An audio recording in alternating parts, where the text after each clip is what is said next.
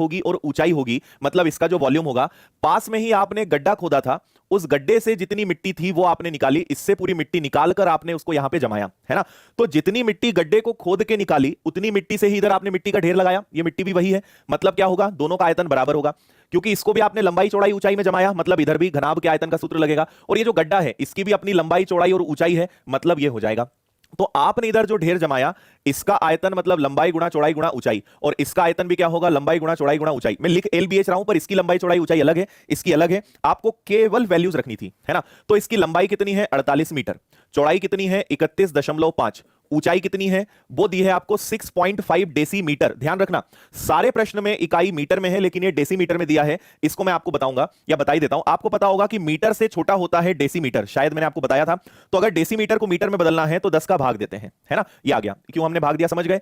अब जिससे ये गड्ढे को बनाया गया, जो मिट्टी जिस गड्ढे से खोद के निकाली है, उस गड्ढे की लंबाई है 27, चौड़ाई है 18.2, और आपको इसकी ऊंचाई क्या है निकालनी है। ऊंचाई से मतलब क्या होगा, उस गड्ढे की गहराई, ठीक है।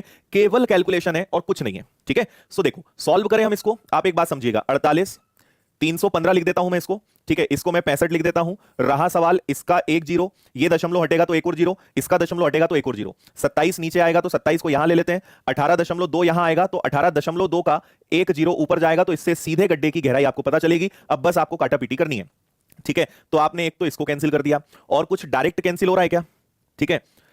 ये 4 बार आता है क्या, 48 के पहाड़े में 96, है ना, नहीं आएगा, ये 192 होता है, ये तो 182 है, ये नहीं हो सकता।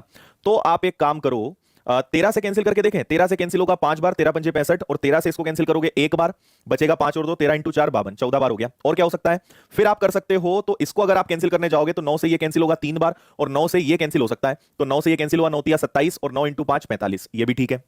और क्या कर सकते हो, इसके अलावा आप कर सकते हो 7 से, 7 से ये हो जाएगा 2 बार, और 7 से ये हो जाएगा आपका 5 बार, ठीक।